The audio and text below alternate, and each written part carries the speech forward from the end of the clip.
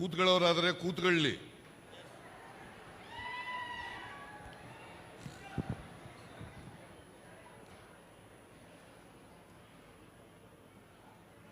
ಸಂವಿಧಾನ ರಕ್ಷಿಸಿ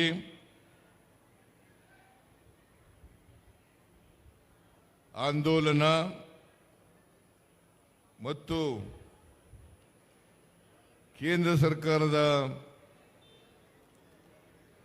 ತಪ್ಪು ಆರ್ಥಿಕ ನೀತಿಯಿಂದ ಬೆಲೆ ಏರಿಕೆ ಏನು ಈ ದೇಶದಲ್ಲಿ ಆಗ್ತಾ ಇದೆ,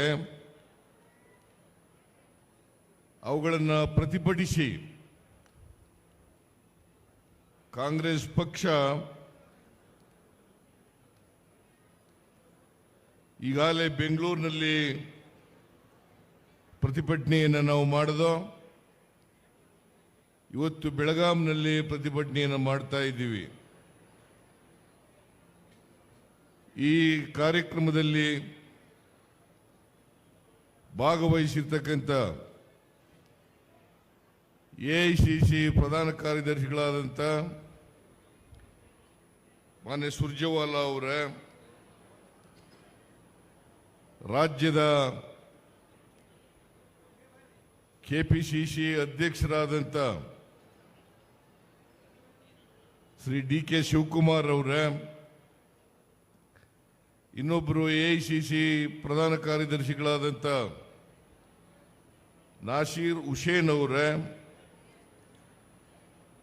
ಎಐಸಿಸಿ ಕಾರ್ಯದರ್ಶಿಗಳಾದಂಥ ಗೋಪಿನಾಥನ್ ಅವರೇ, ಸಚಿವರುಗಳಾದಂಥ ಸತೀಶ್ ಜಾರಕಿಹೊಳಿ ಅವರೇ, ಎಚ್.ಕೆ. ಪಾಟೀಲ್ ಅವರೇ, ಲಕ್ಷ್ಮೀ ಹೆಬ್ಬಾಳ್ಕರ್ ಅವರೇ, ಎಂ.ಬಿ. ಪಾಟೀಲ್ ಅವರೇ, ಡಾಕ್ಟರ್ ಎಸ್.ಸಿ. ಮಹದೇವಪ್ಪ ಅವರೇ, ಕೆ.ಎಚ್. ಮುನಿಯಪ್ಪ ಅವರೇ, ಆರ್.ಬಿ. ತಿಮ್ಮಾಪುರ್ ಅವರೇ, ಸಂಸದರಾದಂಥ ಪ್ರಿಯಾಂಕ್ ಜಾರಕಿಹೊಳಿ ಅವರೇ, ರಾಜ್ಯಸಭಾ ಸದಸ್ಯರಾದಂಥ ಜಿ.ಸಿ. ಚಂದ್ರಶೇಖರ್ ಅವರೇ, ಮಾಜಿ ಮಂತ್ರಿಗಳೇ, ಶಾಸಕ ಮಿತ್ರರೇ, ಮಾಜಿ ಶಾಸಕರುಗಳೇ ಹಾಗೂ ಇತರ ಎಲ್ಲ ನಮ್ಮ ಪಕ್ಷದ ಮುಖಂಡರುಗಳೇ, ಇಲ್ಲಿ ಆಗಮಿಸಿರ್ತಕ್ಕಂಥ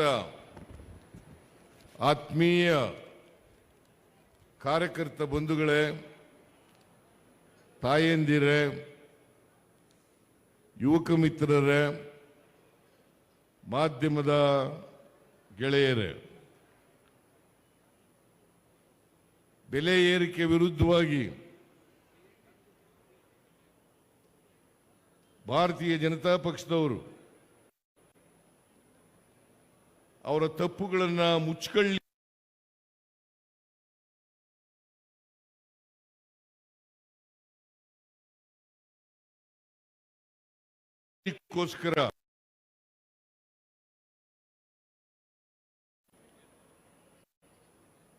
ನಿಮಗೆಲ್ಲ ಗೊತ್ತಿದೆ, ಈ ದೇಶಕ್ಕೆ ಭಾರತೀಯ ಜನತಾ ಪಕ್ಷ ಅಧಿಕಾರಕ್ಕೆ ಬಂದು 11 ವರ್ಷಗಳು ಕಳೀತಾ ಇದ್ದಾವೆ. 11 ವರ್ಷಗಳ ಹಿಂದೆ ಅಂದರೆ 2014ಕ್ಕಿಂತ 14ರವರೆಗೆ ಮನಮೋಹನ್ ಸಿಂಗ್ ರವರು ಪ್ರಧಾನಮಂತ್ರಿ ಆಗಿದ್ದರು. ಅವತ್ತು ಅಗತ್ಯ ವಸ್ತುಗಳ ಬೆಲೆ ಏರಿಕೆ ಏನಿತ್ತು, ಇವತ್ತು ಏನಿದೆ ಅಂತಕ್ಕಂಥದ್ದನ್ನು ತಾವು ಅರ್ಥ ಮಾಡ್ಕೋಬೇಕಾಗ್ತದೆ. ವಿಶೇಷವಾಗಿ ಪೆಟ್ರೋಲ್, ಡೀಸೆಲ್, ಗ್ಯಾಸ್ ಇವುಗಳ ಬೆಲೆ ಅವತ್ತು ಎಷ್ಟಿತ್ತು, ಜೊತೆಗೆ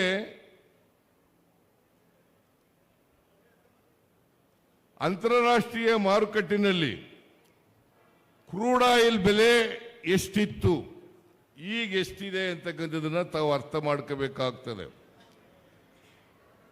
ಈ ನಾಡಿನ ಜನರಿಗೆ ಸತ್ಯ ಅರ್ಥ ಆಗಬೇಕು. ಯಾರು ಬೆಲೆ ಏರಿಕೆಗೆ ಕಾರಣ, ಯಾರು ಇವತ್ತು ಜನರಿಗೆ ಟೋಪಿ ಹಾಕ್ತಕ್ಕಂಥ ಮೋಸ ಮಾಡ್ತಕ್ಕಂಥ ಕೆಲಸವನ್ನ ಮಾಡ್ತಾ ಇದ್ದಾರೆ, ಇದು ಈ ನಾಡಿನ ಜನರಿಗೆ ಅರ್ಥ ಆಗಬೇಕಾಗ್ತದೆ. ಅದಕ್ಕೋಸ್ಕರ ಸತ್ಯವನ್ನ ತಿಳಿಸಲಿಕ್ಕೆ ಇವತ್ತು ಭಾರತೀಯ ಜನತಾ ಪಕ್ಷದವರು ಜಾತಿ ಹೆಸರಿನಲ್ಲಿ, ಧರ್ಮದ ಹೆಸರಿನಲ್ಲಿ ಹೇಗೆ ನಾಡನ್ನ ಛಿದ್ರ ಮಾಡ್ತಾ ಇದ್ದಾರೆ, ಸಮಾಜವನ್ನ ಛಿದ್ರ ಮಾಡ್ತಾ ಇದ್ದಾರೆ, ಅದನ್ನು ಕೂಡ ಜನರಿಗೆ ತಿಳಿಸಬೇಕು ಅನ್ನೋ ಕಾರಣಕ್ಕೋಸ್ಕರವಾಗಿ ಇವತ್ತು ಎಲ್ಲ ವಿಭಾಗ ಮಟ್ಟದಲ್ಲಿ ಮತ್ತೆ ದೊಡ್ಡ ದೊಡ್ಡ ಪಟ್ಟಣಗಳಲ್ಲಿ ನಾವು ಈ ಕಾರ್ಯಕ್ರಮವನ್ನು ಹಮ್ಮಿಕೊಂಡಿದ್ದೇವೆ. 1ನೇ ತಾರೀಕು ಹುಬ್ಬಳ್ಳಿನಲ್ಲಿ ಈ ಕಾರ್ಯಕ್ರಮ ನಡೀತಾ ಇದೆ, ಇವತ್ತು ಇಲ್ಲಿ ನಡೀತಾ ಇದೆ, ಮೊನ್ನೆ ಬೆಂಗಳೂರಿನಲ್ಲಿ ನಡೀತು. ಇದು ಯಾಕೆ ಮಾಡ್ತಾ ಇದ್ದೀವಿ ಅಂತಂದ್ರೆ, ಭಾರತೀಯ ಜನತಾ ಪಕ್ಷದವರು ಸುಳ್ಳು ಹೇಳ್ಕೊಂಡು ತಿರುಗಾಡ್ತಾ ಇದ್ದಾರೆ, ಸುಳ್ಳು ಹೇಳ್ಕೊಂಡು ತಿರುಗಾಡ್ತಾ ಇದ್ದಾರೆ. ಅದರಿಂದ ಸತ್ಯವನ್ನ ಜನರಿಗೆ ತಿಳಿಸಬೇಕು ಅನ್ನೋ ಕಾರಣಕ್ಕೋಸ್ಕರ ನಿಮಗೆ ಒಂದೇ ಒಂದು ಉದಾಹರಣೆ ಹೇಳಬೇಕು ಅಂತಂದ್ರೆ, ಪೆಟ್ರೋಲ್, ಡೀಸೆಲ್ ಮತ್ತು ಗ್ಯಾಸ್ 2015ನೇ ಇಸ್ವಿನಲ್ಲಿ 49 ರೂಪಾಯಿ ಇತ್ತು, 49-50 ರೂಪಾಯಿ ಇತ್ತು ಡೀಸೆಲ್ ಬೆಲೆ. ಗ್ಯಾಸ್ ಬೆಲೆ 414 ರೂಪಾಯಿ ಇತ್ತು. ಪೆಟ್ರೋಲ್ ಬೆಲೆ 71 ರೂಪಾಯಿ ಇತ್ತು. ಇವತ್ತೆಷ್ಟಾಗಿದೆ ಹೇಳಿ ನೋಡೋಣ. ಕ್ರೂಡ್ ಆಯಿಲ್ ಬೆಲೆ ಮನಮೋಹನ್ ಸಿಂಗ್ರವರ ಕಾಲದಲ್ಲಿ $125 ಹೋಗಿತ್ತು. ಒಂದು ಬ್ಯಾರಲ್ ಕ್ರೂಡ್ ಆಯಿಲ್ ಬೆಲೆ $125 ಹೋಗಿತ್ತು. ಇವತ್ತು ಒಂದು ಬ್ಯಾರಲ್ ಕ್ರೂಡ್ ಆಯಿಲ್ ಬೆಲೆ $62 ಆಗಿದೆ. ಅಂದ್ರೆ ಸುಮಾರು ಅರ್ಧದಷ್ಟು ಕಡಿಮೆ ಆಯಿತು. ಅರ್ಧದಷ್ಟು ಪೆಟ್ರೋಲ್ ಕಡಿಮೆ ಆಗಿದೆಯಾ? ಡೀಸೆಲ್ ಕಡಿಮೆ ಆಗಿದೆಯಾ? ಗ್ಯಾಸ್ ಕಡಿಮೆ ಆಗಿದೆಯಾ? ಭಾರತೀಯ ಜನತಾ ಪಕ್ಷದ ನಿಮಗೇನಾದ್ರು ಮಾನ ಮರ್ಯಾದೆ ಏನಾದ್ರು ಕಿಂಚಿತ್ರಿದ್ರೆ ಜನ ಆಕ್ರೋಶ ಅಂತಕ್ಕಂಥ ಕಾರ್ಯಕ್ರಮವನ್ನು ಹಮ್ಮಿಕೊಳ್ಳಲಿಕ್ಕೆ ನಿಮಗೆ ಯಾವ ನೈತಿಕ ಹಕ್ಕು ಕೂಡ ಇರ್ತಿರ್ಲಿಲ್ಲ ಅಂತಕ್ಕಂಥ ಮಾತುಗಳನ್ನು ಹೇಳಲಿಕ್ಕೆ ಬಯಸ್ತಾ ಇದ್ದೇನೆ. ನಾಚಿಕೆ ಆಗಬೇಕು ಅವರಿಗೆ. ಮಾನ ಮರ್ಯಾದೆ ಏನೂ ಇಲ್ಲ ಅವರಿಗೆ. ಬೆಲೆ ಏರಿಕೆಯನ್ನು ನೀವು ಯದ್ವಾ ತದ್ವಾ ಏರಿಸಿ ಇವತ್ತು ಅಗತ್ಯ ವಸ್ತುಗಳು ಬೆಲೆ ಏರಿಕೆ ಆಗ್ಬಿಟ್ಟಿದೆ. ಸಿದ್ದರಾಮಯ್ಯನವರ ಸರ್ಕಾರ ಬೆಲೆ ಎಲ್ಲ ಬೆಲೆಗಳನ್ನು ಏರಿಕೆ ಮಾಡಿಬಿಟ್ಟಿದೆ ಅಂತಕ್ಕಂಥ ಮಾತುಗಳನ್ನು ಹೇಳ್ತಿದ್ದೀರಿ. ಇದು ಸತ್ಯಕ್ಕೆ ದೂರವಾದಂತೆ. ಕೂತ್ಕೊಳ್ರಿ.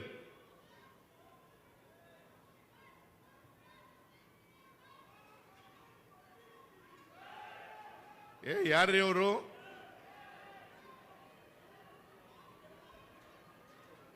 ಯಾರ್ರೀ ಅವರು?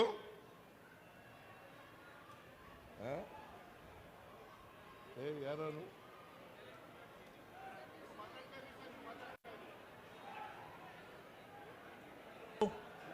ದಯವಿಟ್ಟು ಎಲ್ಲರೂ ಕುಳಿತುಕೊಳ್ಳಿ. ದಯವಿಟ್ಟು ಪೊಲೀಸರು ಅದೇನು ನೋಡ್ಕೊಳ್ಳಿ. ದಯವಿಟ್ಟು ಎಲ್ಲರೂ ಕುಳಿತುಕೊಳ್ಳಿ. ಈ ಕಡೆ ಸನ್ಮಾನ್ಯ ಮುಖ್ಯಮಂತ್ರಿಗಳು ಮಾತನಾಡ್ತಿದ್ದಾರೆ. ದಯವಿಟ್ಟು ಈ ಕಡೆ ಎಲ್ಲರೂ ಕುಳಿತುಕೊಳ್ಳಿ. ಅಲ್ಲೇನಿಲ್ಲ, ನೋಡ್ತಾ ಇದ್ದಾರೆ. ಅದು ಕಾಂಗ್ರೆಸ್ ಪಕ್ಷಕ್ಕೆ, ಕಾಂಗ್ರೆಸ್ ಪಕ್ಷಕ್ಕೆ ಬೋಲೋ ಭಾರತ್ ಮಾತಾ ಕಿ. ಪೊಲೀಸ್ ಸನ್ಮಾನ್ಯ ಸಿದ್ದರಾಮಯ್ಯ ಸಾಹೇಬರಿಗೆ ನಾನು ಬರ ಇಲ್ಲಿ ಯಾವನವನು ಲೇ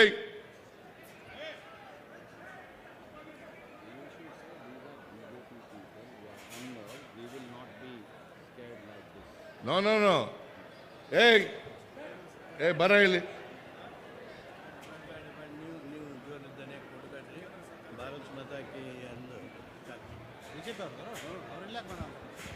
ಬರ ಹೇಳಿ.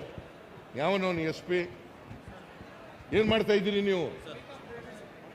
ಭ್ರಷ್ಟ ಕೇಂದ್ರ ಸರ್ಕಾರಕ್ಕೆ, ಭ್ರಷ್ಟ ಬಿಜೆಪಿ ಕೇಂದ್ರ ಸರ್ಕಾರಕ್ಕೆ, ಭ್ರಷ್ಟ ಬಿಜೆಪಿ ಕೇಂದ್ರ ಸರ್ಕಾರಕ್ಕೆ ಬೋಲೋ ಭಾರತ್ ಮಾತಾ ಕಿ ಜೈ. ಕಾಂಗ್ರೆಸ್ ಸಿದ್ದರಾಮಯ್ಯ ಸಾಹೇಬರಿಗೆ, DK ಶಿವಕುಮಾರ್ ಸಾಹೇಬರಿಗೆ, ಸತೀಶ್ ಜಾರಕಿಹೊಳಿ ಸಾಹೇಬರಿಗೆ ಬೋಲೋ ಭಾರತ್ ಮಾತಾ ಕಿ.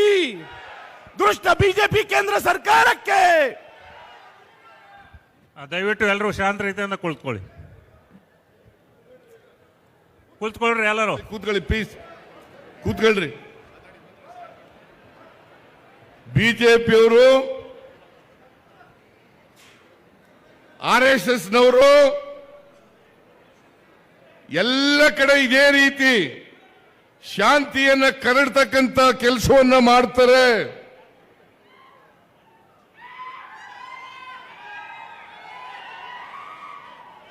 ಸಮಾಜದಲ್ಲಿ ಬೆಂಕಿ ಹಚ್ಚತಕ್ಕಂತ ಕೆಲಸವನ್ನ ಮಾಡ್ತಾರೆ. ಸಮಾಜವನ್ನು ಒಡಿತಕ್ಕಂತ ಕೆಲಸವನ್ನ ಮಾಡ್ತಾರೆ. ನಾವು ಈ ಬಿಜೆಪಿಯವರ ಗೊಡ್ಡು ಪ್ರಯತ್ನಗಳಿಗೆ ಎದುರಲ್ಲ.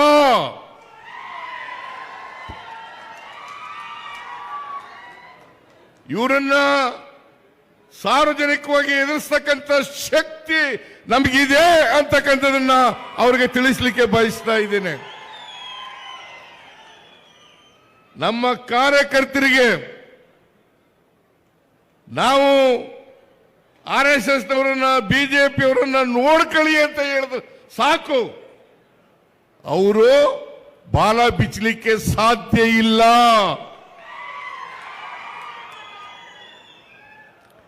ಅದರಿಂದ ಇಂಥ ದುಷ್ಕೃತ್ಯಗಳನ್ನ ಮಾಡ್ತಾರಲ್ಲ ಬಿಜೆಪಿಯವರು, ಇವರಿಗೆ ಇಡೀ ಕಾಂಗ್ರೆಸ್ನ ಕಾರ್ಯಕರ್ತರ ಪರವಾಗಿ ಅವರಿಗೆ ಧಿಕ್ಕಾರ ಅಂತಕ್ಕಂಥ ಮಾತುಗಳನ್ನು ಹೇಳಲಿಕ್ಕೆ ಬಯಸ್ತಾ ಇದ್ದೇನೆ.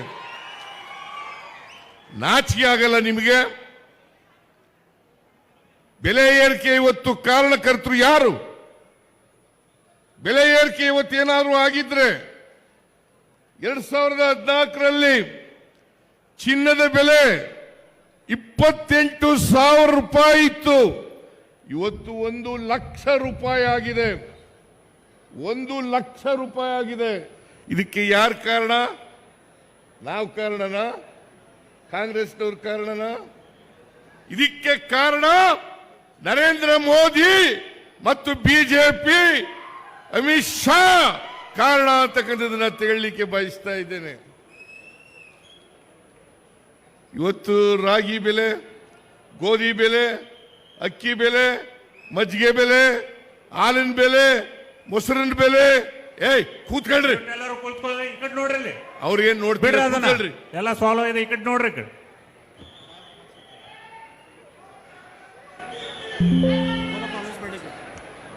ಕಾಂಗ್ರೆಸ್ ಪಕ್ಷಕ್ಕೆ. ದಯವಿಟ್ಟು ಎಲ್ಲರೂ ಈ ಕಡೆ ನೋಡಿ. ಕೂತ್ಕೊಳ್ರಿ, ಎಲ್ಲ ಕೂತ್ಕೊಳ್ರಿ ಪ್ಲೀಸ್. ಆ ಕಡೆ ಏನ್ ನೋಡಕ್ ಹೋಗ್ಬಿಡಿ, ಕೂತ್ಕೊಳ್ಳಿ. ಅವ್ರು ಯಾರೇ ಒಬ್ಬ ಬಂದಿದ್ದ ಹೋದ ಅವನು. ಬೋಲೋ ಸಿದ್ದರಾಮಯ್ಯ ಸಾಹೇಬ್ರಿಗೆ, ಸಿದ್ದರಾಮಯ್ಯ ಸಾಹೇಬ್ರಿಗೆ ಜೈ ಕಾಂಗ್ರೆಸ್, ಜೈ ಜೈ ಕಾಂಗ್ರೆಸ್, ಜೈ ಬಾಪು, ಜೈ ಭೀಮ್, ಜೈ ಸಂವಿಧಾನ್. ನಾವ್ಯಾರು ಕೂಡ ಎದುರಲ್ಲ. ಮತ್ತೆ ಈ ನಿಮ್ಮ ಕೇಂದ್ರ ಸರ್ಕಾರ ಬೆಲೆ ಏರಿಕೆಯನ್ನು ಮಾಡಿದೆ, ಅದರ ವಿರುದ್ಧ ಪ್ರತಿಭಟನೆಯನ್ನು ನಿಲ್ಲಿಸಲ್ಲ. ನಿಮಗೆ ನಾಚಿಕೆ ಆಗಬೇಕು. ಅಧಿಕಾರದಲ್ಲಿ ಇದ್ರಿ 4 ವರ್ಷಗಳ ಕಾಲ. 2023ರಲ್ಲಿ ನಡೆದಂತ ವಿಧಾನಸಭಾ ಚುನಾವಣೆಯಲ್ಲಿ ನೀವು ಏನು ಹಿಂಭಾಗಲಿಂದ ಅಧಿಕಾರಕ್ಕೆ ಬಂದಿದ್ರಿ?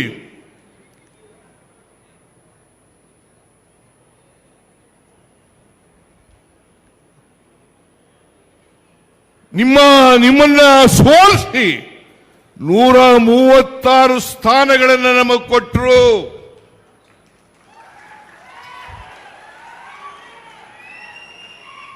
ಎರಡ್ 2028 ವಿಧಾನಸಭಾ ಚುನಾವಣೆಯಲ್ಲೂ ಕೂಡ ನಾವೇ ಗೆಲ್ತೀವೋ ಹೊರತು ಭಾರತೀಯ ಜನತಾ ಪಕ್ಷ ಯಾವತ್ತೂ ಕೂಡ ಗೆಲ್ಲಲಿಕ್ಕೆ ಸಾಧ್ಯ ಇಲ್ಲ.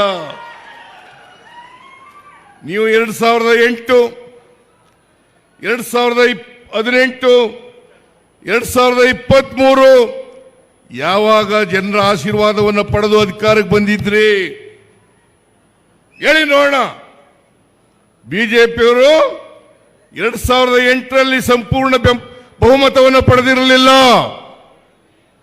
2013ರಲ್ಲಿ ಪಡೆಯಲಿಲ್ಲ, 2018ರಲ್ಲಿ ಪಡೆಯಲಿಲ್ಲ, 2023ರಲ್ಲಿ ಪಡೆಯಲಿಲ್ಲ.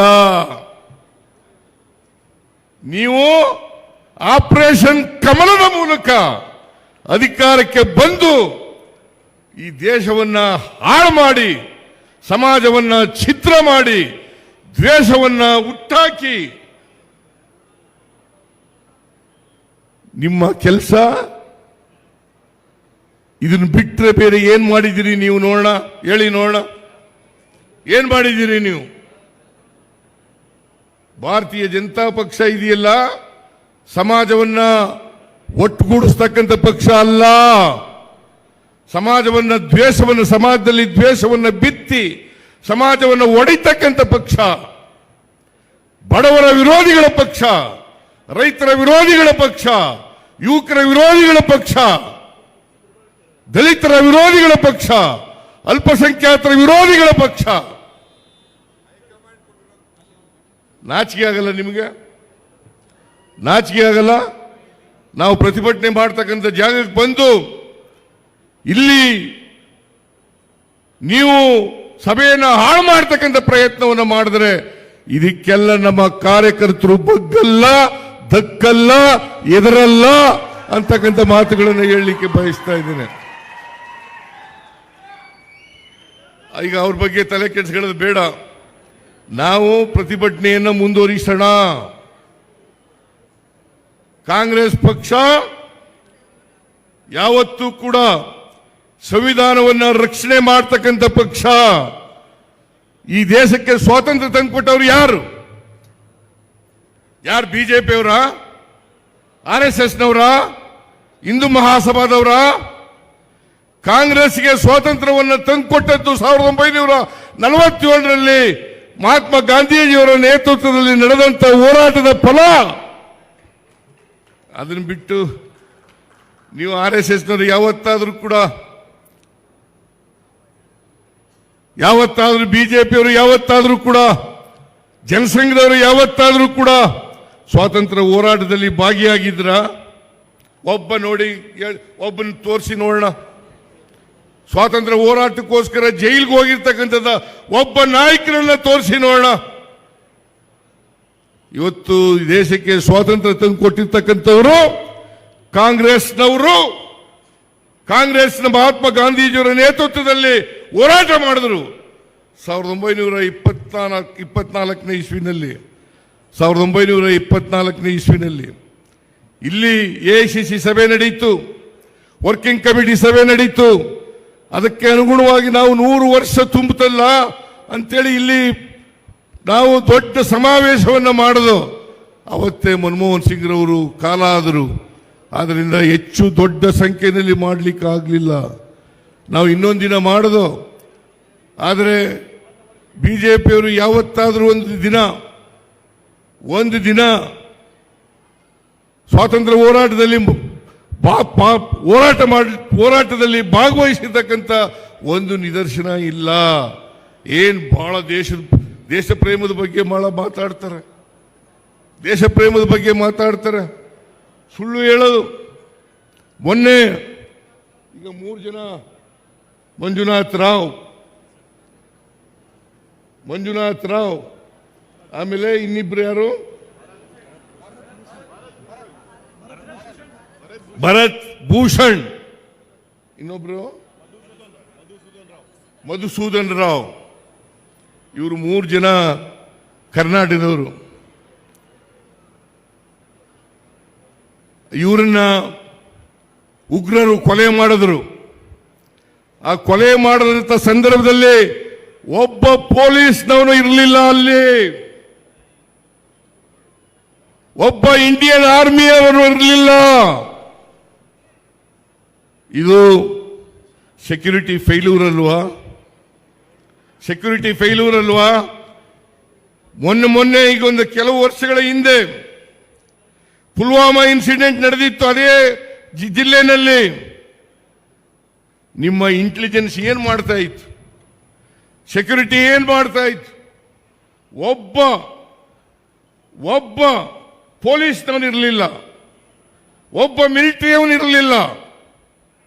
ಪಾಪ 26 ಜನ ಅಮಾಯಕರು ಪ್ರಾಣ ತೆತ್ತರು. ಇದಕ್ಕೆ ಯಾರು ಕಾರಣ? ಇದಕ್ಕೆ ಯಾರ ವಿಫಲ ಇದು? ಇದಕ್ಕೆ ನರೇಂದ್ರ ಮೋದಿ ಅವರ ವಿಫಲತೆ ಅಲ್ವಾ? ನರೇಂದ್ರ ಮೋದಿ ಅವರ ವಿಫಲತೆ ಅಲ್ಲ? ಅಮಿತ್ ಶಾ ಅವರ ವಿಫಲತೆ ಅಲ್ವಾ? ಇದನ್ನು ಕೇಳಿದ್ರೆ ಅದನ್ನು ಮುಚ್ಕೊಳ್ಳಿಕ್ಕೋಸ್ಕರವಾಗಿ ಸಿದ್ದರಾಮಯ್ಯನವರು ಯುದ್ಧ ಬೇಡ ಅಂತಂದ್ರು ಪಾಕಿಸ್ತಾನದವ್ರ ಪರವಾಗಿ ಅಂತ ಅಪಪ್ರಚಾರ ಮಾಡಿಸ್ತೀರಾ? ಪಾಕಿಸ್ತಾನದವ್ರ ವಿರುದ್ಧ ಯುದ್ಧ ಮಾಡಬೇಡಿ ಅಂತ ನಾನು ಹೇಳಿದೆ. ನನ್ನನ್ನು ಪ್ರೆಸ್ನವ್ರು ಕೇಳಿದ್ರು, ಮೈಸೂರಿನಲ್ಲಿ ಯುದ್ಧದ ಅಗತ್ಯತೆ ಇತ್ತಾ? ನಾನು ಹೇಳಿದೆ ಈಗ ಅಗತ್ಯ ಇಲ್ಲ ಅಂತ ಹೇಳಿದೆ. ಈಗ ಅಗತ್ಯ ಇಲ್ಲ ಅಂತ ಹೇಳಿದೆ. ಅನಿವಾರ್ಯ ಆದರೆ ಯುದ್ಧವನ್ನ ಮಾಡೇಬೇಕಾಗ್ತದೆ. ದೇಶದ ಅಖಂಡತೆಗೆ, ಸಾರ್ವಭೌಮತೆಗೆ, ದೇಶವನ್ನು ರಕ್ಷಣೆ ಮಾಡ್ತಕ್ಕಂಥ ಸಮಯ ಬಂದರೆ ಯುದ್ಧಕ್ಕೆ ನಾವು ಸದಾ ಸಿದ್ಧರಿದ್ದೇವೆ. ಭಯೋತ್ಪಾದಕರನ್ನ ಬೇರ್ ಸಹಿತ ಕಿತ್ತಾಕದ್ರ ಬಿಡ್ಲು ಅವರನ್ನು ಬೆಳಿಲಿಕ್ಕೆ ಬಿಟ್ಟು ನೀವು ಸೆಕ್ಯೂರಿಟಿಯನ್ನ, ಭದ್ರತೆಯನ್ನ ಎಲ್ರಿಗೂ ಕೊಡೋದು ಬಿಟ್ಟು ಇವತ್ತು ಅದನ್ನು ಮುಚ್ಕೊಳ್ಳಿಕ್ಕೋಸ್ಕರ, ನಿಮ್ಮ ವೈಫಲ್ಯವನ್ನು ಮುಚ್ಕೊಳ್ಳಿಕ್ಕೋಸ್ಕರವಾಗಿ ನನ್ನ ಮೇಲೆ ಗೂಬೆ ಕುಳಿಸ್ತಕ್ಕಂಥ ಪ್ರಯತ್ನವನ್ನ ಬಿಜೆಪಿಯವರು ಮಾಡ್ತಾ ಇದ್ದಾರೆ. ಅದಕ್ಕೆ ಕೆಲವು ಎಲೆಕ್ಟ್ರಾನಿಕ್ ಮೀಡಿಯಾಗಳು ಸಹಾಯ ಮಾಡ್ತಾ ಇದ್ದಾವೆ. ನಾನು ಹೇಳಿದ್ದೇ ಒಂದು, ತೋರಿಸಿದ್ದೇ ಒಂದು, ಜನಗಳ ಮುಂದೆ ಇಟ್ಟಿದ್ದೇ ಒಂದು. ಇದನ್ನೆಲ್ಲ ಮಾಡಬಾರದು. ನಾವು ಯಾವತ್ತೂ ಕೂಡ ದೇಶದ ರಕ್ಷಣೆ, ದೇಶದ ಅಖಂಡತೆ, ದೇಶದ ಸಾರ್ವಭೌಮತೆ ಇದಕ್ಕೆ ಧಕ್ಕೆ ಬರಲಿಕ್ಕೆ ಬಿಡಲ್ಲ. ಈ ದೇಶವನ್ನ ಸ್ವಾತಂತ್ರ್ಯಗೊಳಿಸಿದವರು ನಾವು, ಕಾಂಗ್ರೆಸ್ ಬ್ರಿಟಿಷ್ನವರನ್ನು ಹೊರಡಿಸಿ, ಇದು ಬಲವಂತದವರ ಯಾರು ಶ್ರೀಮಂತರಿದ್ದಾರೆ ಅವರು ಹೋರಾಟದ ಫಲವಾಗಿ ನಾವು ಈ ದೇಶಕ್ಕೆ ಸ್ವಾತಂತ್ರ್ಯ ಬಂದಿರತಕ್ಕಂಥದ್ದಲ್ಲ. ಈ ದೇಶದ ಬಡವರು, ದಲಿತರು, ಹಿಂದುಳಿದವರು, ಅಲ್ಪಸಂಖ್ಯಾತರು, ಎಲ್ಲ ಧರ್ಮದ ಜನ ಹೋರಾಟ ಮಾಡಿ ದೇಶಕ್ಕೆ ಸ್ವಾತಂತ್ರ್ಯವನ್ನು ತಂದಿರತಕ್ಕಂಥದ್ದು. ನಾನು ಕೇಳ್ತೀನಿ, ನಿಮಗೆ ನಾಚಿಕೆ ಆಗಲ್ಲ? ನಿಮಗೆ ಸ್ವಾತಂತ್ರ್ಯ ಬಂದ ಮೇಲೆ 52 ವರ್ಷಗಳ ಕಾಲ ಇವರು RSS ಕಚೇರಿನಲ್ಲಿ ಭಾರತದ ಧ್ವಜ ಹಾರಿಸಿರಲಿಲ್ಲ. 52 ವರ್ಷಗಳ ಕಾಲ ಭಾರತದ ಧ್ವಜ ಹಾರಿಸಿರಲಿಲ್ಲ. ನಾಚಿಕೆ ಆಗಲ್ಲ ನಿಮಗೆ ದೇಶದ ಬಗ್ಗೆ ಮಾತಾಡೋಕ್ಕೆ? ಮಾನ ಮರ್ಯಾದೆ ಏನಾದ್ರು ಇದೆಯಾ ನಿಮಗೆ? 52 ವರ್ಷಗಳ ಕಾಲ ಬಿಜೆಪಿ ಕಚೇರಿನಲ್ಲಿ ಭಾರತದ ಧ್ವಜವನ್ನು ಆರಿಸಿರಲಿಲ್ಲ. ನಿಮಗೆ ನಾಚಿಕೆ ಆಗಲ್ಲ? ನಾವು 4 ರೂಪಾಯಿ ಹಾಲಿನ ಬೆಲೆ ಏರಿಸಿದ್ರೆ ಅದನ್ನು ನೇರವಾಗಿ ನಮ್ಮ ಸರ್ಕಾರಕ್ಕೆ ಏನು ಬರಲ್ಲ. ಅದು ರೈತರಿಗೆ ಕೊಡ್ತಕ್ಕಂಥ ಬೆಲೆ, ರೈತರಿಗೆ ವರ್ಗಾವಣೆ ಮಾಡ್ತಕ್ಕಂಥ ಹಣ ಅದು.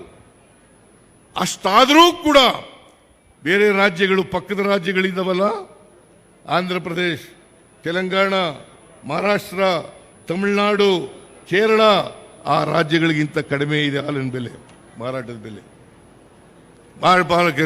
ಬೆಲೆ ಕಡಿಮೆ ಇದೆ. ಬಸ್ಸಿನ ದರ ಆ ರಾಜ್ಯಗಳಿಗಿಂತ ಕಡಿಮೆ ಇದೆ.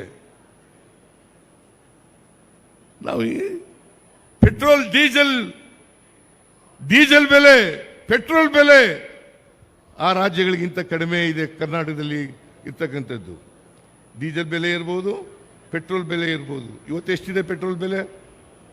91 ರೂಪಾಯಿ. ಅಲ್ಲ, ಡೀಸೆಲ್ ಬೆಲೆ 91 ರೂಪಾಯಿ 4 ಪೈಸೆ. ಸ್ವಾತಂತ್ರ್ಯ ಇವರು ನರೇಂದ್ರ ಮೋದಿ ಬಂದಾಗ ಎಷ್ಟಿತ್ತು? 49 ರೂಪಾಯಿ ಇತ್ತು. ಇವತ್ತು ಎಷ್ಟಾಗಿದೆ? 91 ರೂಪಾಯಿ 4 ಪೈಸೆ. ಯಾರ ಕಾರಣ ಇದಕ್ಕೆ? ಪೆಟ್ರೋಲ್ ಬೆಲೆ 70 ರೂಪಾಯಿ 71 ರೂಪಾಯಿ ಇತ್ತು, ಇವತ್ತು 102 ರೂಪಾಯಿ ಇದೆ. ಯಾರ ಕಾರಣ ಇದಕ್ಕೆ? ಯಾರ ಜವಾಬ್ದಾರಿ ಇದಕ್ಕೆ? ಡೀಸೆಲ್ ಬೆಲೆ 414 ರೂಪಾಯಿ ಇತ್ತು ಒಂದು ಹಂತದಲ್ಲಿ. 2016ರಲ್ಲಿ 1,000 ರೂಪಾಯಿಗಿಂತ ಜಾಸ್ತಿ ಹೋಗಿತ್ತು. ಇವತ್ತು 855 ರೂಪಾಯಿ ಇದೆ. ಯಾರ ಕಾರಣ ಇದಕ್ಕೆ? ಯಾರ ಕಾರಣ? ಅಗತ್ಯ ವಸ್ತುಗಳು ಇವತ್ತು ಎಲ್ಲ ಏರ್ಬೇಕಾದ್ರೆ ಮಿಸ್ಟರ್ ನರೇಂದ್ರ ಮೋದಿ ಕಾರಣ, ಅವರ ಸರ್ಕಾರ ಕಾರಣ. 11 ವರ್ಷಗಳಲ್ಲಿ ಈ ಬೆಲೆ ಎಲ್ಲ ಏರಿಕೆಯಾಗಿದೆಯಲ್ಲ, ಜನರ ಮೇಲೆ ಬರೆ ಹಾಕಿದಿರಲ್ಲ. ಮನಮೋಹನ್ ಸಿಂಗ್ನವ್ರ ಕಾಲದಲ್ಲಿ ಕಾರ್ಪೊರೇಟ್ ಟ್ಯಾಕ್ಸ್ 30% ಇತ್ತು, ಇವತ್ತು 22% ಇದೆ. 8% ಕಡಿಮೆ ಆಯಿತು. ಯಾಕೆ ಕಡಿಮೆ ಆಯಿತು? ಕಾರ್ಪೊರೇಟ್ ಬಾಡಿಗಳಿದವಲ್ಲ, ಕಾರ್ಪೊರೇಟ್ ಸಂಸ್ಥೆಗಳು, ಅವುಗಳ ಮೇಲಿನ ತೆರಿಗೆ ಮನಮೋಹನ್ ಸಿಂಗ್ನಿದ್ದಾಗ 30% ಇತ್ತು, ಈಗ 22%, 8% ಕಡಿಮೆ ಆಯಿತು. ಅವ್ರ ಬೆಲೆ ಕಡಿಮೆ ಮಾಡ್ತೀರಿ, ಅವ್ರ ಮೇಲೆ ತೆರಿಗೆಯನ್ನು ಕಡಿಮೆ ಮಾಡ್ತೀರಿ. ಕಾರ್ಪೊರೇಟ್ ಬಾಡಿಗಳ ಮೇಲೆ, ಬಡವರ ಮೇಲೆ ತೆರಿಗೆಯನ್ನು ಹೆಚ್ಚು ಮಾಡ್ತೀರಿ. ಪೆಟ್ರೋಲ್ ಡೀಸೆಲ್ ಮೇಲೆ ಜಾಸ್ತಿ ಮಾಡ್ತೀರಿ, ಗ್ಯಾಸ್ ಬೆಲೆ ಜಾಸ್ತಿ ಮಾಡ್ತೀರಿ. ನಾಚಿಕೆ ಆಗಲ್ಲ ನಿಮಗೆ? ನಾವು ಸುಮ್ಮನೆ ಕೂರಲ್ಲ, ಹೋರಾಟ ಪ್ರತಿಭಟನೆ ಮಾಡೋದು ಹೊಸದಲ್ಲ. ಕಾಂಗ್ರೆಸ್ಗೆ ನೀವು ಅರ್ಥ ಮಾಡ್ಕೋಬೇಕಾಗ್ತದೆ. ನೀವು ಶ್ರೀಮಂತರ ಪರವಾಗಿರ್ತಕ್ಕಂಥವ್ರು, ಕಾರ್ಪೊರೇಟ್ ಬಾಡಿಗಳ ಪರವಾಗಿರ್ತಕ್ಕಂಥವ್ರು, ಇಂಡಸ್ಟ್ರಿಯಲಿಸ್ಟ್ಗಳ ಪರವಾಗಿರ್ತಕ್ಕಂಥವ್ರು, ಇವರು ನಮಗೆ ಪಾಠ ಹೇಳ್ಕೊಡ್ಬೇಕಾಗಿಲ್ಲ. ನಾವು 2003ರಿಂದ 2018ರವರೆಗಿರುವಾಗ ಅನೇಕ ಕಾರ್ಯಕ್ರಮಗಳನ್ನು ಬಡವರ ಪರವಾಗಿ ಮಾಡೋದು.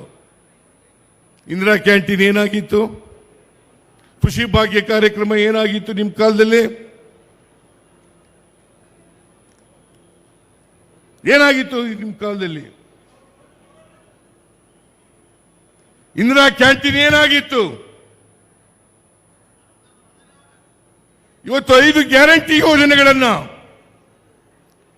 ನಾವು ಚುನಾವಣಾ ಸಂದರ್ಭದಲ್ಲಿ ಮಾತು ಕೊಟ್ಟಿದ್ದು. 5 ಗ್ಯಾರಂಟಿ ಯೋಜನೆಗಳನ್ನು ಸರ್ಕಾರಕ್ಕೆ ಬಂದ ತಕ್ಷಣ ಜಾರಿ ಮಾಡ್ತೀವಿ ಅಂತೇಳಿ ಮೇನಲ್ಲಿ ನಾವು ಅಧಿಕಾರಕ್ಕೆ ಬಂದು, ಜೂನ್ನಲ್ಲಿ ಶಕ್ತಿ ಯೋಜನೆ ಜಾರಿಯಾಯಿತು, ಜುಲೈನಲ್ಲಿ ಅನ್ನಭಾಗ್ಯ ಗೃಹ ಜ್ಯೋತಿ ಕಾರ್ಯಕ್ರಮ ಜಾರಿಯಾಯಿತು, ಆಗಸ್ಟ್ನಲ್ಲಿ ಗೃಹಲಕ್ಷ್ಮಿ ಕಾರ್ಯಕ್ರಮ ಜಾರಿಯಾಯಿತು, ಜನವರಿನಲ್ಲಿ ಯುವ ನಿಧಿ ಕಾರ್ಯಕ್ರಮ ಜಾರಿಯಾಯಿತು. ಒಂದೇ ವರ್ಷದೊಳಗಡೆ ಎಲ್ಲ ಗ್ಯಾರಂಟಿ ಯೋಜನೆಗಳನ್ನು ಕೂಡ ಜಾರಿ ಮಾಡಿದ್ದೀವಿ. ಇವತ್ತೇನಾದರೂ ನುಡಿದಂತೆ ನಡೆದಿರ್ತಕ್ಕಂಥ ಸರ್ಕಾರ ಕರ್ನಾಟಕದಲ್ಲಿ ಇದ್ರೆ ಅದು ಕಾಂಗ್ರೆಸ್ ಪಕ್ಷ ಮಾತ್ರ. ನುಡಿದಂತೆ ನಡೆದಿರ್ತಕ್ಕಂಥ ಪಕ್ಷ ಕಾಂಗ್ರೆಸ್ ಪಕ್ಷ. ಇವತ್ತು ನಾವೇನು ಹೇಳ್ತೀವಿ, ಭಾರತೀಯ ಜನತಾ ಪಕ್ಷದವರು ಸುಳ್ಳು ಹೇಳ್ಕೊಂಡು ತಿರುಗಾಡ್ತಾರೆ. ನಮ್ಮ ಮೇಲೆ ಇಲ್ಲದ ಆಪಾದನೆಗಳನ್ನು ಮಾಡೋದು, ಅಪಪ್ರಚಾರ ಮಾಡ್ತಕ್ಕಂಥದ್ದು. ದುಡ್ಡಿಲ್ಲ, ಗ್ಯಾರಂಟಿ ಯೋಜನೆಗಳಿಗೆ ದುಡ್ಡು ಖರ್ಚು ಮಾಡಿಬಿಟ್ಟು ಅಭಿವೃದ್ಧಿ ಕೆಲಸ ಕುಂಠಿತ ಆಗ್ಬಿಟ್ಟದೆ. ನಾನು ಹೇಳ್ತೀನಿ, ನಾವು ಅಧಿಕಾರಕ್ಕೆ ಬಂದ ಮೊದಲನೇ ವರ್ಷ 43,000 ಕೋಟಿ ರೂಪಾಯಿಗಳನ್ನು ಕ್ಯಾಪಿಟಲ್ ಎಕ್ಸ್ಪೆಂಡಿಚರ್ ಮಾಡಿದ್ದು. 43,000 ಕೋಟಿ. ಆಮೇಲೆ 24-25ರಲ್ಲಿ 52,000 ಕೋಟಿ ರೂಪಾಯಿಗಳನ್ನು ಮಾಡಿದ್ದು. ಮೊನ್ನೆ ಈ ವರ್ಷ ಆರ್ಥಿಕ ವರ್ಷದಲ್ಲಿ 83,000 ಕೋಟಿ ರೂಪಾಯಿಗಳನ್ನು ಮಾಡ್ತಾ ಇದ್ದೀವಿ. ದಿವಾಳಿಯಾಗಿರ್ತಕ್ಕಂಥ ಪಕ್ಷ ಮಾಡಕ್ ಸಾಧ್ಯನಾ? ಪಾಪರಾಗಿರ್ತಕ್ಕಂಥ ಸರ್ಕಾರ ಮಾಡ್ಲಿಕ್ಕೆ ಸಾಧ್ಯನಾ? ಇವತ್ತು 2 ವರ್ಷದಲ್ಲಿ ಗ್ಯಾರಂಟಿ ಯೋಜನೆಗಳಿಗೆ 23, 24, 25ರಲ್ಲಿ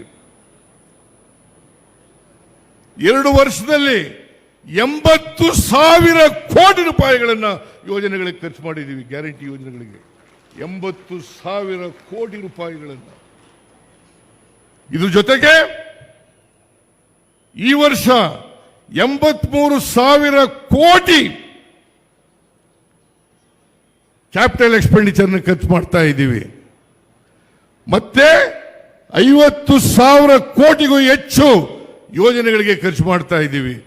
ಸುಮಾರು 130 ಕೋಟಿಗೂ ಹೆಚ್ಚು ಹಣವನ್ನ ಅಭಿವೃದ್ಧಿ ಕೆಲಸಗಳಿಗೆ ಖರ್ಚು ಮಾಡ್ತಾ ಇದ್ದೀವಿ. ನೀರಾವರಿಗೆ ಎಷ್ಟು ಖರ್ಚು ಮಾಡ್ತೀವಿ ಗೊತ್ತಾ ನಿಮಗೆ? ಮೇಜರ್ ಅಂಡ್ ಮೀಡಿಯಂ ಇರಿಗೇಷನ್ಗೆ 22,000 ಕೋಟಿ, ಸಣ್ಣ ನೀರಾವರಿಗೆ 3,000 ಕೋಟಿ, ಒಟ್ಟು 25,000 ಕೋಟಿ ರೂಪಾಯಿಯನ್ನ 1 ವರ್ಷದಲ್ಲಿ ನೀರಾವರಿಗೆ ಖರ್ಚು ಮಾಡ್ತಾ ಇದ್ದೀವಿ. ಇದು ಗೊತ್ತಾಗಲ್ಲ ನಿಮಗೆ? ಗೊತ್ತಾಗಲ್ಲ ನಿಮಗೆ? ದಿವಾಳಿ ಆಗಿರ್ತಕ್ಕಂಥ ಸರ್ಕಾರ ಮಾಡಲಿಕ್ಕೆ ಸಾಧ್ಯನಾ? ನಾವು ಗ್ಯಾರಂಟಿ ಯೋಜನೆಗಳಿಗೂ ಹಣ ಖರ್ಚು ಮಾಡ್ತಾ ಇದ್ದೀವಿ, ಜೊತೆಗೆ ಅಭಿವೃದ್ಧಿ ಕೆಲಸಗಳಿಗೂ ಕೂಡ ಹಣ ಖರ್ಚು ಮಾಡ್ತಾ ಇದ್ದೀವಿ. ನೀರಾವರಿ ಯೋಜನೆ, PWD, ಶಿಕ್ಷಣ, ಆರೋಗ್ಯ, ಗ್ರಾಮೀಣ ಅಭಿವೃದ್ಧಿ ಇಲಾಖೆ, ಎಲ್ಲ ಇಲಾಖೆಗಳಿಗೂ ಕೂಡ ಹಣ ಖರ್ಚು ಮಾಡ್ತಾ ಇದ್ದೀವಿ. ಆದ್ರಿಂದ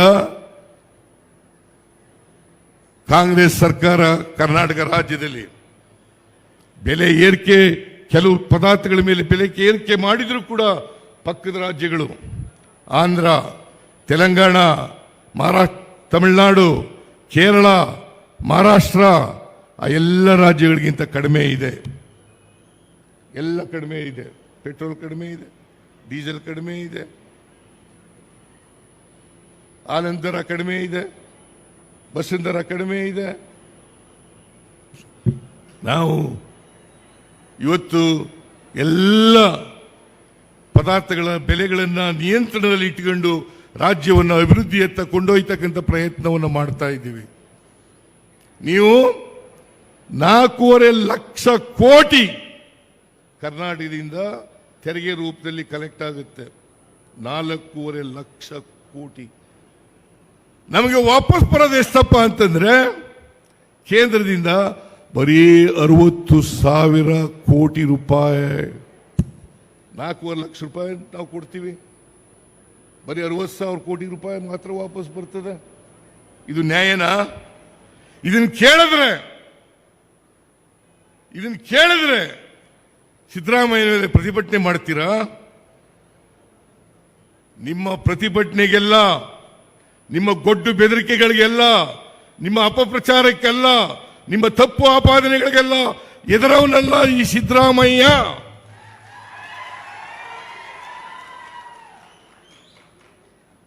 ನಿಮ್ಮನ್ನ ಮೆಟ್ಟಿ ನಿಲ್ತಕ್ಕಂಥದ್ದೇ ಕಾಂಗ್ರೆಸ್ ಪಕ್ಷದ ಧ್ಯೇಯ. ನೀವು ಸಂವಿಧಾನವನ್ನು ಹಾಳು ಮಾಡಕ್ಕೆ ಕೊಟ್ಟಿದ್ದೀರಿ. ಸಂವಿಧಾನವನ್ನು ರಕ್ಷಣೆ ಮಾಡತಕ್ಕಂಥದ್ದು ನಮ್ಮ ಕರ್ತವ್ಯ, ನಮ್ಮ ಜವಾಬ್ದಾರಿ. ಸಂವಿಧಾನವನ್ನು ರಕ್ಷಣೆ ಮಾಡಿದ್ರೆ ಸಂವಿಧಾನ ನಮ್ಮನ್ನು ರಕ್ಷಣೆ ಮಾಡ್ತದೆ. ಇವತ್ತು ನರೇಂದ್ರ ಮೋದಿ ಅವರು ಪ್ರಧಾನಮಂತ್ರಿ ಆಗಿರೋದು ಯಾವ ಸಂವಿಧಾನದಿಂದ? ಇದೇ ಸಂವಿಧಾನದಿಂದ ಅಲ್ಲ. ನಾನು ಮುಖ್ಯಮಂತ್ರಿ ಆಗಿರ್ತಕ್ಕಂಥದ್ದು ಯಾವ ಸಂವಿಧಾನದಿಂದ? ಬಾಬಾ ಸಾಹೇಬ್ ಅಂಬೇಡ್ಕರ್ ಅವರು ಕೊಟ್ಟಿರ್ತಕ್ಕಂಥ ಸಂವಿಧಾನದಲ್ಲ.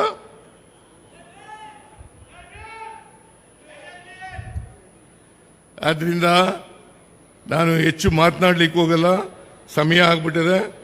ದಯಮಾಡಿ ನೀವೆಲ್ಲರೂ ಕೂಡ ಕೇಂದ್ರ ಸರ್ಕಾರ ಬೆಲೆ ಏರಿಕೆ ಇವತ್ತು ಏನಾದ್ರು ಆಗಿದ್ರೆ, ಚಿನ್ನ ಆಗಿದ್ರೆ, ಬೆಳ್ಳಿ ಆಗಿದ್ರೆ, ಗೊಬ್ಬರ ಆಗಿದ್ರೆ, ಆಹಾರ ಪದಾರ್ಥಗಳಾಗಿದ್ರೆ ಇವೆಲ್ಲಕ್ಕೂ ಕಾರಣ ಕೇಂದ್ರ ಸರ್ಕಾರ ಅಂತಕ್ಕಂಥದ್ದನ್ನು ನಾವು ಅರ್ಥ ಮಾಡ್ಕೋಬೇಕಾಗ್ತದೆ.